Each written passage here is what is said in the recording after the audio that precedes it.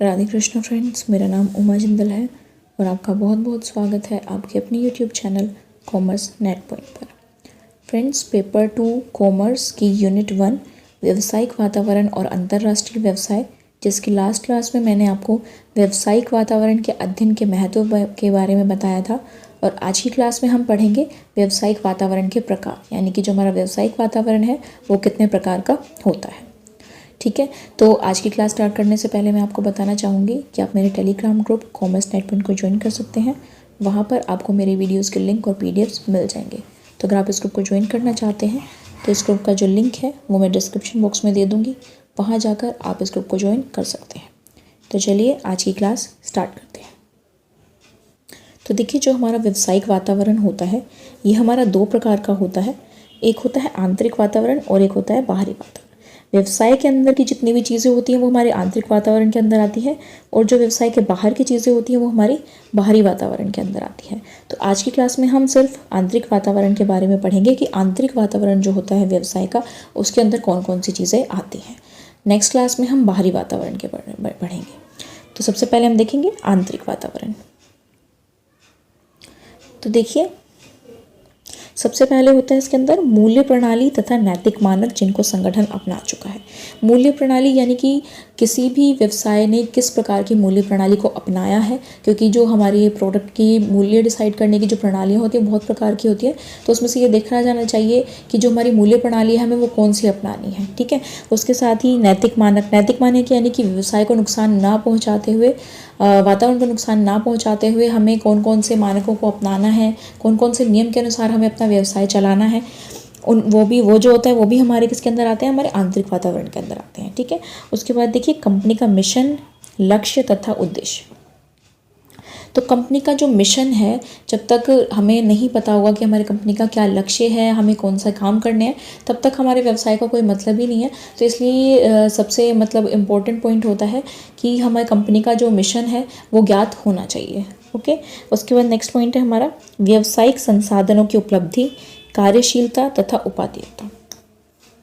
तो उपलब्धि यानी कि हमारे पास जो व्यावसायिक संसाधन हैं वो कितने उपलब्ध हैं या नहीं है, या उसकी कितनी कमी है। ठीक है, हमें ये सब चीज़ें जाननी बहुत ज़रूरी है, क्योंकि अगर हमें नहीं पता होगा तो हम संसाधनों को उपलब्ध कैसे करवाएंगे, है ना। अगर हमें इन्हीं चीज़ों का पता नहीं है तो हम उपलब्ध नहीं करवा पाएंगे उनको, ना ही उनका यूज़ कर पाएंगे। तो इसलिए इस चीज़ को बहुत जानना ज़रूरी है।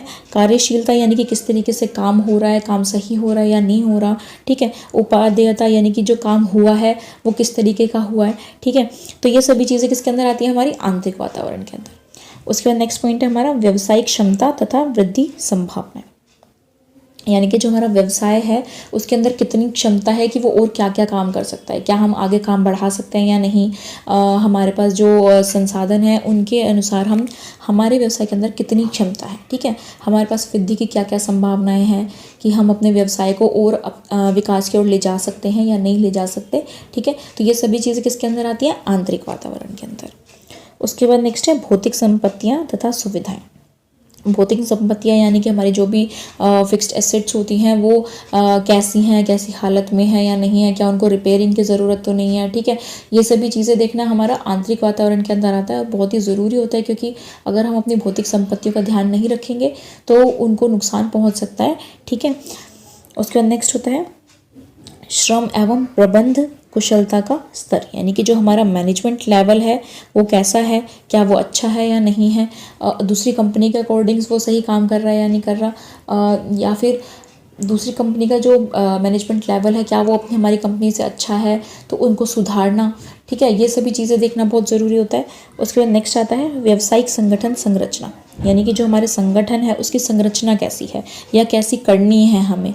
ठीक है, क्या हमें विकेंद्रीकरण करना है, क्या हमें केंद्रीकरण करना है, विभागीकरण किस तरीके का करना है, किस किस को कौन सा दायित्व देना है, किसको कौन सी भूमिका निभानी है, कौन सी शक्ति किसको देनी है। मतलब हर एम्प्लॉय के अंदर ये देखना कि कौन से एम्प्लॉय को हमें क्या काम देना है, पूरा एक जो हमारा संगठन है, ऑर्गेनाइजेशन है, उसको ऑर्गेनाइज करना। ठीक है, ये किसके अंदर आता है, हमारा आंतरिक वातावरण के अंदर आता है। उसके बाद नेक्स्ट है हमारा व्यवसाय की योजनाएं एवं व्यूह रचनाएं, यानी कि जो हमारा व्यवसाय है उसके अंदर क्या क्या प्लानिंग करनी है, हमें किसके अनुसार काम करना है, ठीक है, क्या प्लानिंग्स होनी चाहिए, इस प्रोडक्ट को किस तरीके से हमें सेल करना है, किस तरीके से बनाना है, कौन कौन से एम्प्लॉयज़ होने चाहिए, किनको क्या काम देने, ये सब प्लानिंग्स किसके अंदर आती है हमारी, ये सभी आंतरिक वातावरण के अंदर आती है। आता है हमारा व्यवसायिक प्रबंध सूचना प्रणाली एवं संप्रेषण व्यवस्था। प्रबंध सूचना प्रणाली यानी कि देखिए, आप सभी को पता है कि जब हमारी कोई कंपनी होती है तो वो सबसे पहले क्या करती है, अपने उद्देश्य डिसाइड करती है ना, कि हमें क्या क्या काम करना है और किस तरीके से करना है। तो ये भी सभी डिसीजंस कौन लेता है, ये सभी डिसीजंस हमारे मैनेजर्स लेते हैं, ठीक है। तो ये सब क्या करना होता है कि उनको एम्प्लॉयज़ तक पहुँचाना होता है कि हमें ये काम करना है और किस तरीके से करना है। तो ये किसके जरिए होता है, ये हमारी सूचना प्रणाली के जरिए होता है ना, क्योंकि अगर कोई इन्फॉर्मेशन हमें पहुँचानी है तो उसके लिए हमें सूचनाएँ देना बहुत ज़रूरी है ना, और साथ ही साथ एम्प्लॉयज़ को बताना कि हमें इस चीज़ के लिए क्या क्या कमी है हमारे पास या हमें क्या करना है, तो ये चीज़ें हमें चाहिए। तो ये सब बातें एम्प्लॉयज़ को भी मैनेजर्स तक पहुंचानी होती हैं। तो इसीलिए जो हमारी संप्रेषण व्यवस्था है या फिर प्रबंध सूचना प्रणाली है, उसका भी हमें खास ध्यान रखना चाहिए। और ये हमारा किसके अंदर आता है, व्यवसाय के आंतरिक वातावरण के अंदर आता है। ओके, उसके बाद नेक्स्ट है वित्तीय कारक, जैसे कंपनी की वित्तीय स्थिति, निधियों का संगठन, निधियों के स्रोत, पूंजी संरचना, वित्तीय नीतियाँ आदि। यानी कि जो कंपनी है उसकी वित्तीय स्थिति कैसी है, या फिर उसको वित्तीय स्थिति अपनी इम्प्रूव करनी है या नहीं करनी, या किस तरीके से करनी है, यानी जो हमारे फंड्स हैं उनको कैसे ऑर्गेनाइज करना है, उनके कौन कौन से स्रोत होंगे, कहाँ कहाँ से हमें फंड इकट्ठा करना है, ठीक है। हमारा जो कैपिटल स्ट्रक्चर है वो कैसा रहेगा, कितना हमारे पास कैश रहना चाहिए या कितना बैंक में रहना चाहिए, ठीक है, या कहाँ कहाँ से हमें जो हमारा कैपिटल है उसे इकट्ठा करना है, ठीक है। वित्तीय नीतियाँ, यानी कि हमारी जो वित्त की नीतियाँ हैं वो कैसी रहेंगी। तो ये सभी चीज़ें हमें खास ध्यान रखनी पड़ती है, क्योंकि हमें किसी भी कंपनी के अंदर, किसी भी ऑर्गेनाइजेशन के अंदर वित्त की बहुत ही ज़्यादा ज़रूरत होती है। उसके बाद नेक्स्ट आता है हमारा कॉर्पोरेट छवि तथा ब्रांड इक्विटी, यानी कि जो हमारी कंपनी है उसकी छवि कैसी है। अगर वो अच्छी है, अगर वो बहुत अच्छी चल रही है मार्केट में, हमारी गुडविल बहुत अच्छी है, तो उसको कैसे कायम रखा जाए आगे, या फिर अगर उसकी गुडविल अच्छी नहीं है तो उसको कैसे बनाया जाए, अपने ब्रांड को कैसे फेमस किया जाए, ब्रांड को कैसे टॉप पे लाया जाए, ठीक है। तो ये सभी चीज़ें हमें देखना बहुत ज़रूरी होता है। तो इसलिए हमें व्यवसाय का जो आंतरिक वातावरण है उसको स्टडी करना बहुत ही ज़्यादा ज़रूरी होता है।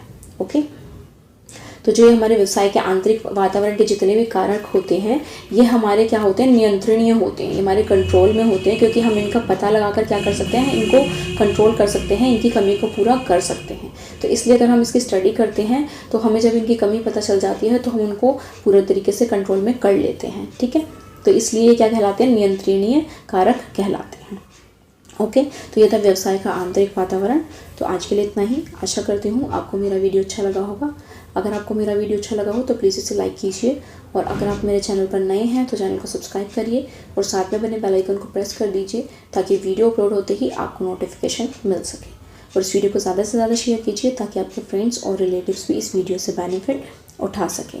और प्लीज़ कमेंट बॉक्स में ज़रूर बताइए कि आपको मेरा वीडियो कैसा लगा। Thank you.